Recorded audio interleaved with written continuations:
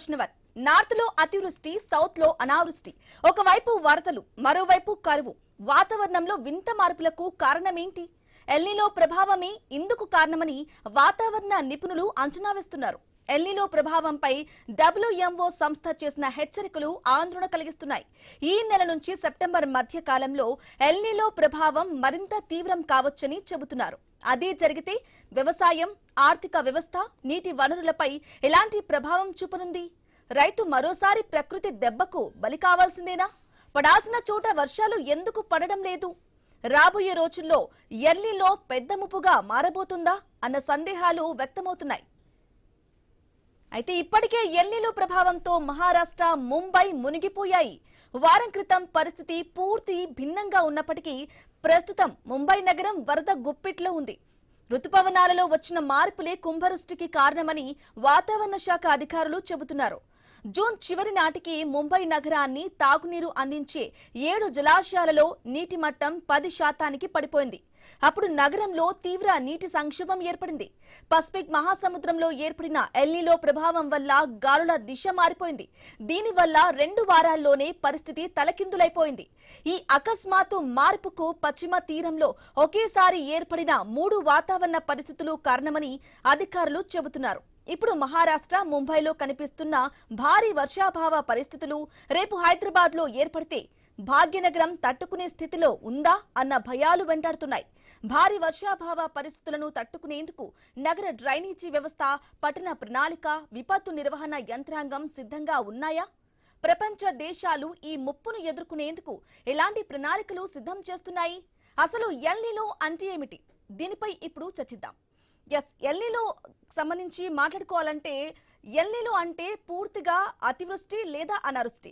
ఈ ఎల్నినో వల్లనే నార్త్ లో ఒకవైపు అతివృష్టి, సౌత్ లో అంటే 2 తెలుగు రాష్ట్రాల్లో పూర్తిగా అనావృష్టి ఉంది. ఉదయం లేచినప్పటి నుంచి మబ్బుల ద్వారా మనం చూస్తూనే ఉంటాం. ఆకాశంలో మేఘావృతమై మబ్బులెత్త కమ్ముకున్న పరిస్థితి కనిపిస్తోంది. అయినప్పటికీ కూడా ఎటువంటి ఒక చిన్న చినుకైన పడుతుందా, వర్షం పడుతుందా అన్న ఆశతో ఎదురు చూస్తున్న పరిస్థితి కూడా కనిపిస్తోంది.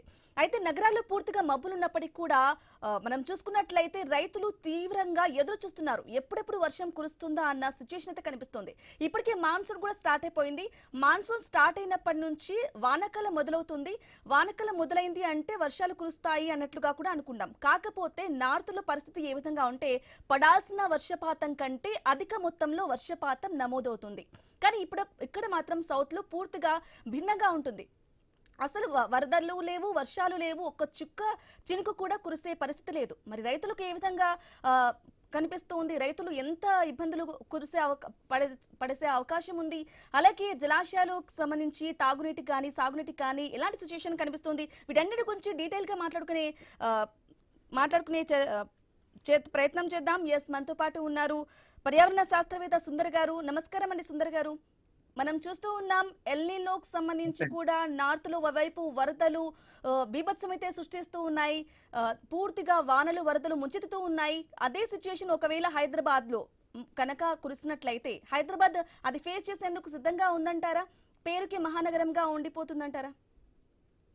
మనం చాలా తక్కువ సమయం నుంచి చూస్తున్నామండి. గత ఒక 5-6 సంవత్సరాల నుంచి మనకి అనేక రాష్ట్రాలలో, మన భారతదేశంలో అటు దక్షిణాది కానీ ఇటు ఉత్తరాది కానీ మనకి అనేక రాష్ట్రాల్లో ప్రళయ తాండవాలు చేసిన విధానం అనేది మనకి గత 6 సంవత్సరాల నుంచి బాగా రికార్డెడ్ గా ఉంది. బిఫోర్ అంటే మనకి టెక్నాలజీ కొంచెం తక్కువగా ఉంది. ఎప్పుడు వాతావరణ సమస్యలు వస్తాయి, ముప్పు సమస్యలు వస్తాయి మనకి తెలియని పరిస్థితి ఉంది. ఇప్పుడు శాటిలైట్ వ్యవస్థ ఒకటి మనకి పరిపూర్ణంగా మెరుగైపోయింది ఇప్పుడు. సో మెరుగవడం వల్ల గత 6 సంవత్సరాల నుంచి మనం రికార్డు చూసాము. గతంలో హైదరాబాద్ అలాగే ఇబ్బంది పడింది. హైదరాబాద్ లో పడవలు బోట్లు వేసుకొని తిరిగిన పరిస్థితి ఉంది. అదేవిధంగా మనకి విజయవాడ, ఆంధ్ర పరిసర ప్రాంతాలు కూడా ఆల్మోస్ట్ విజయవాడ మొత్తం నడిబొడ్డున వాటర్ ఫ్లడ్ అయిపోయేసేసి చాలా ఇబ్బందికరమైన పరిస్థితి. సుమారు 15 రోజుల పాటు మనకి గత 4 సంవత్సరాలు ఒక తుఫాను కారణంగాను వాతావరణం నుంచి వచ్చిన పెను విధ్వంసకరమైన వర్షం వల్ల మనకి అనేక రకాలైన మార్పులు మనం ఆల్రెడీ చూసాం. సేమ్ అదే విధంగా ఇప్పుడు ప్రస్తుతం ఈ ఎల్నినో అనే కాన్సెప్ట్ ఏంటి అంటే, ప్రస్తుతానికి మనం ఉన్న యాంబియంట్ ఏదైతే వాతావరణం ఉందో ఈ వాతావరణంలో ప్రస్తుతం 1 డిగ్రీ టెంపరేచర్ పెరిగినా లేదా 1 డిగ్రీ తగ్గినా అనేక రకాల జాతీయ విపత్తులు వస్తాయి అనేది సమాజం కొంచెం అర్థం చేసుకోవాల్సిన అవసరం కూడా ఉంది. అంటే పూర్వం శాస్త్రీయ విజ్ఞానం అనేది మనకు పెద్దగా అందుబాటులో లేదు. ఏదో కొద్దిగా ఈ సంవత్సరం వర్షాలు పడతాయి, గ్రహ ఫలితాలు, రాశి ఫలితాలు అని ఏవేవో చెప్పేవారు.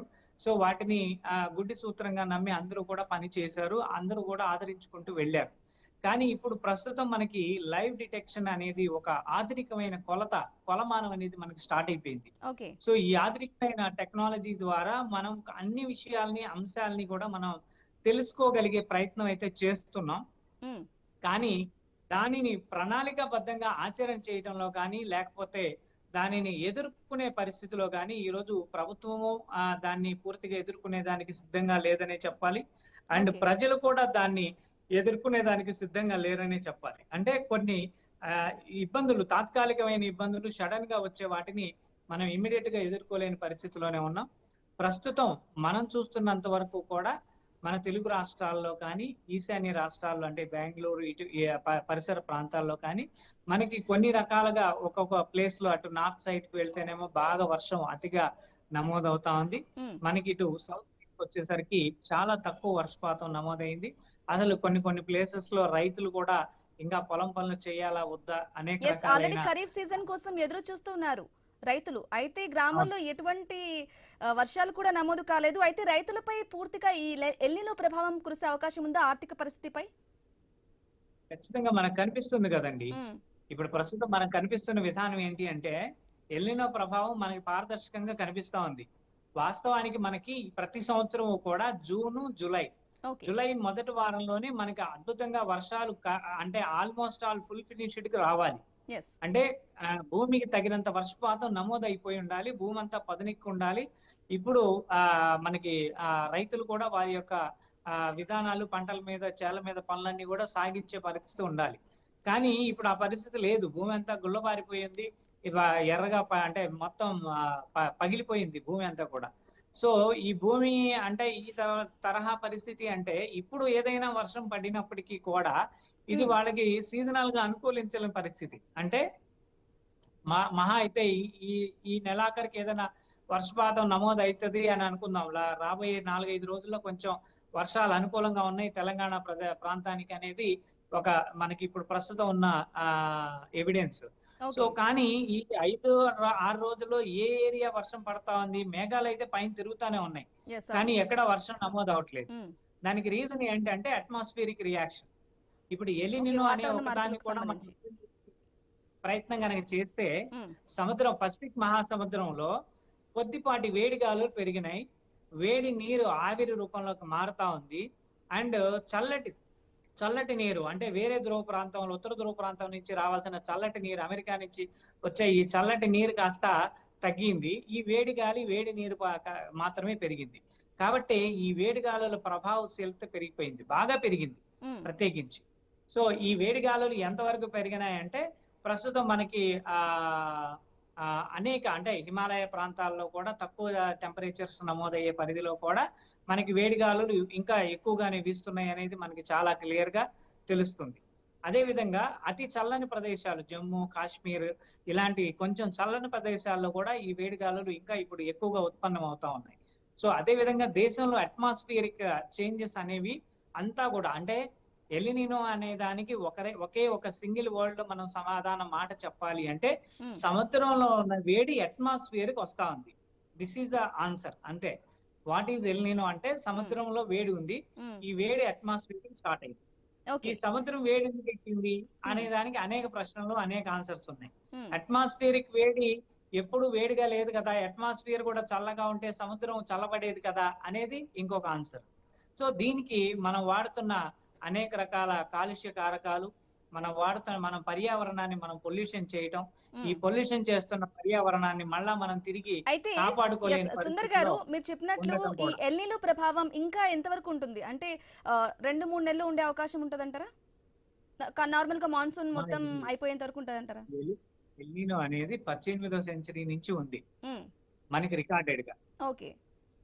ఈ రోజు వచ్చింది కాదు ఇది. 18th సెంచరీ ఉంది, 19th సెంచరీ హిస్టరీ ఉంది, last 100 years, 200 years, 300 years history కూడా ఎల్నినో రికార్డెడ్ ఉంది. కానీ దాని యొక్క ప్రభావం ఎక్కువగా చూపిస్తుంది.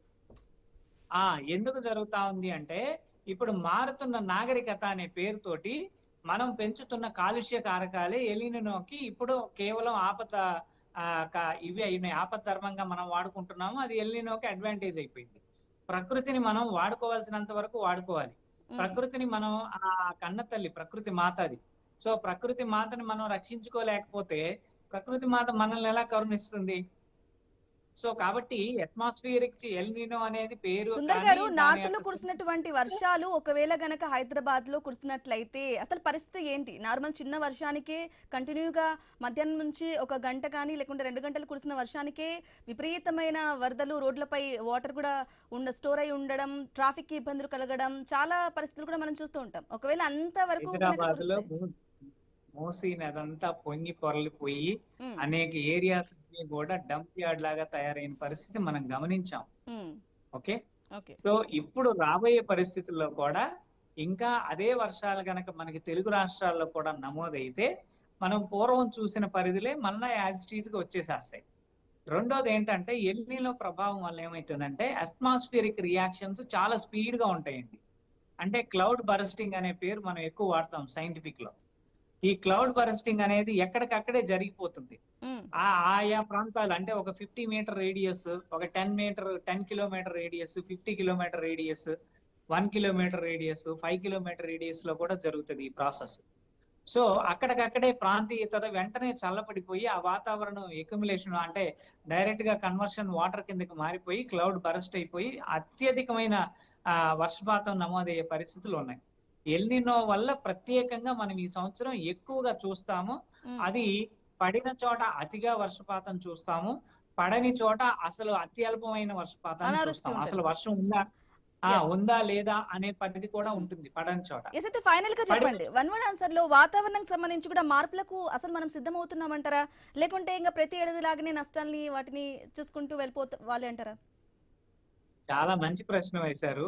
ఉమ్, ఇది సమాజం అర్థం చేసుకోవాల్సిన అవసరం ఉంది తల్లి. ఇక్కడ ఒక ఓకే. చిన్న క్లారిటీ చెప్తాను. ఉమ్. మనం ఈ రోజు ఆహారం మీద ఆధారపడి ఉన్నాం. ఏ అయితే అవగాహన సంవత్సరం కూడా లేకపోవచ్చు కదా. ధాన్యాన్ని పండించుకుంటున్నాం ఏ ఉమ్, సంవత్సరంకి ఆ సంవత్సరంకే. ఇప్పుడు స్టోరేజ్ వ్యవస్థ అవి ఇవి వచ్చినప్పుడు ఏదో 1 సంవత్సరం 2 సంవత్సరాల్లో ధాన్యాలు పెట్టుకోగలుగుతాం. ఇలాంటి ఎల్నినో ప్రభావం రాబోయే ఒక 4-5 సంవత్సరాలు, ఒక 6 సంవత్సరాలు గనక ఉన్నది అంటే ఎందుకు ఉండదు? అట్మాస్ఫియర్ ఉంటుంది. ఉండదు అనే దానికి ప్రశ్న ఆన్సర్ లేదు. ఓకే. ఎందుకు ఉంటుంది అనే దానికి ఆన్సర్ ఉంది. ఉమ్, సో ఆ ఆన్సర్ ని మనం గనక ప్రభుత్వం కూడా దీన్ని కొంచెం ఛాలెంజ్ గా తీసుకొని ఉమ్, ప్రజలు కూడా ఇప్పుడు హైడ్రోఫ్యూయల్ అంటే మొన్న మోదీ గారు 10 ప్రణాళిక పెట్టారు దేశం ఓకే. బాగుపడటం కోసం. ఈ 10 సూత్రాలు ఫాలో అవ్వండి అని చెప్పారు. అవును. సో వాటిల్లో పర్యావరణ కాలుష్యం అనేది మేజర్ గా ఉంటుంది. ఎస్, ఎస్, ఈ అవును. పర్యావరణ కాలుష్యాన్ని అందరూ ఏసీలో అలవాటు అయ్యారండి. ఓకే. ఒక చిన్న ప్రశ్న, అంటే ఉమ్, ఇది ప్రతి ఒక్క మనిషికి కూడా అర్థం అవ్వాలి ఈ విషయాన్ని. దయచేసి ఉమ్, ఎక్కువ సమయం ఈ విషయంలో తీసుకోండి. ఉమ్, ఒక ఏసీని మనం ఎక్కడన్నా రన్ చేస్తా ఉన్నాం. ఓకే. ఏసీ రన్ చేయటం అంటే ఏంటి? Air conditioner. ఎయిర్ కండిషనర్ అంటే ఏంటి? లోపల భాగం అంతా చల్లబడతా ఉంది, కండిషన్ అవుతుంది కండెన్స్ ఉమ్, వల్ల. బయట భాగం వేడెక్కుతుందా లేదా? ఎస్, అవును. ఏసీ బయట వేడి గాలులు గనుక వస్తూ మనకి ఉంటాయి కదా. వెళ్తే ఉమ్, ఆ వెంట ఏరియా అంతా కూడా చాలా హీట్ గా ఫాల్ అవుతుంది. ఎస్. ఇప్పుడు ఓకే. ఎండాకాలంలో సూర్యుడు 40 డిగ్రీలు ఎస్, ఓకే అండి. టెంపరేచర్ వస్తే సమయం ఈ మించిపోయింది. ఏసీ ఉన్న ప్రదేశాల్లో ఇంకా ఉమ్, ఎక్కువగా వెళ్తా ఉంది. అంటే ఓకే. ఈ విషయంలో నేను తెలియజేసేది ఏంటంటే ఉమ్, 1 లీటర్ పెట్రోల్ వాడితేనేమో సుమారు ఉమ్, 600 గ్రాముల కార్బన్ డైఆక్సైడ్, 20,000 లీటర్ల గాలి పొల్యూషన్ అవుతా ఉంది. ఓకే. అలాగే ఒక ఏసీ ఎస్, వాడితే దానిపై దృష్టి కొన్ని పెట్టాల్సిన లక్షల అవసరం, ప్రజలకు అవగాహన కల్పించాల్సిన లీటర్ల అవసరం గాలి ఎంతైనా పొల్యూషన్ ఉంటుంది. అవుతా ఉంది. Yes, yes. పాటించాలి. రైట్ అండి, పర్యావరణ శాస్త్రవేత్త సుందర్ గారు, థ్యాంక్ యూ అండి. లైవ్ లో జాయిన్ అయ్యి మీ ఒపీనియన్ తెలియజేసినందుకు, అలాగే కొన్ని సూచనలు కూడా ఇచ్చినందుకు థ్యాంక్ యూ సో మచ్ అండి. సో ఎల్నినోకి సంబంధించి కూడా భారత్కు నిజంగా ఎల్నినో ముప్పు పొంచి ఉందా? నార్త్ లో అయితే అతివృష్టిగా వర్షాలు కురుస్తున్నాయి, మరి సౌత్ లో అనావృష్టి అయితే కురుస్తుంది. వాటికి సంబంధించి కూడా వచ్చే 3 నెలల్లో ఇది ఉగ్రరూపం దాలుస్తుంది. అసలు ఏం జరగబోతుంది అంటే కనుక వేచి చూడక తప్పదు. ఇది వాళ్ళ క్వశ్చన్ వరకు వాచింగ్ ఐ న్యూస్. మీతోని మీ వెంటి.